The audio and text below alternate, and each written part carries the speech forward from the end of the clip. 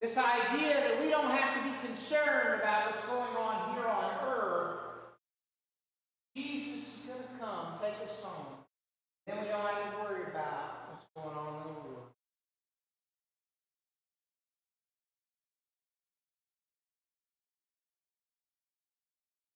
Well, that's great and grand. Gets us off the hook of actually having to live the gospel. But what if you're wrong? Aren't you a little bit like the guy with the talent? Goes out and digs a hole and buries the one talent.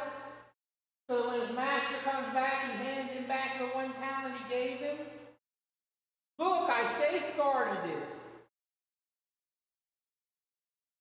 But what did the master want him to do? He wanted him to invest it, to make it grow, to make it produce more.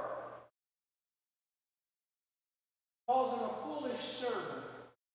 Takes what he had, what little he had, gave it to someone else, and threw him out. Isn't that what we're like when we practice escapism? Isn't that what we're like?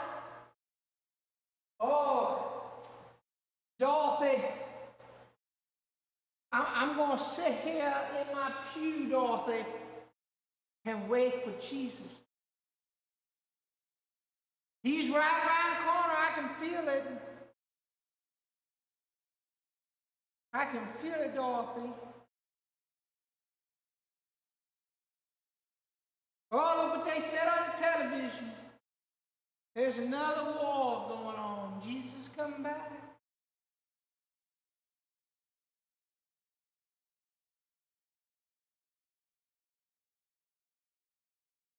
Jesus has been coming back for 2,000 years now. I don't know if he's just having a hard time with the headwind, or maybe we ought to finally admit it. We've been forsaking the gospel, looking for an easy out.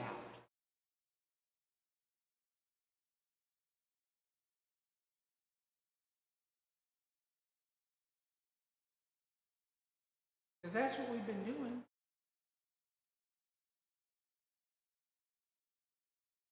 It's easy to sit in the pew, claim to be a Christian, rock and sway to the music.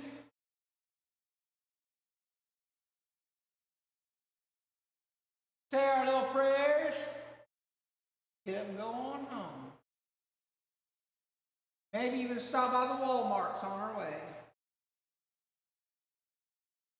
So we can cuss out the little cashier girl because the price didn't ring up right on our box of tampons.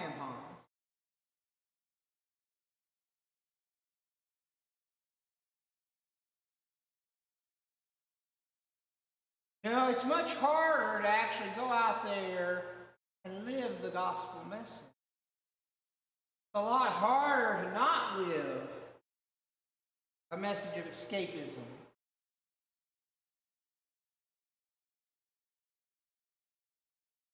That's what we're called to do. Jesus didn't promise us an easy way out. In fact, every time he's questioned about what we should be doing, he mentions how hard it is. The way is narrow. You enter. Camel through the eye of a needle. Beat and persecute you. Turn you over to the Sanhedrin. You'll lose family and friends and everybody else for my sake. No, it's not supposed to be easy. Everybody stood up and applauded in the 1960s when John F. Kennedy, President of the United States, stood at a podium and said, "We choose to go and do these things not because they're easy, but because they're hard." Everybody was like, "Oh yeah, woo!"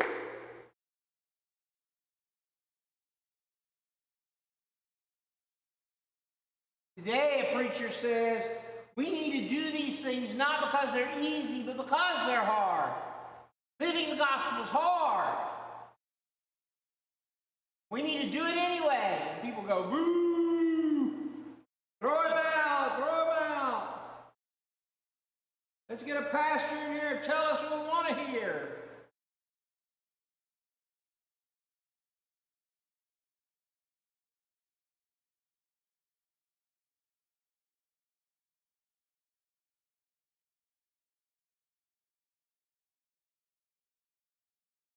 These days, it's so much easier.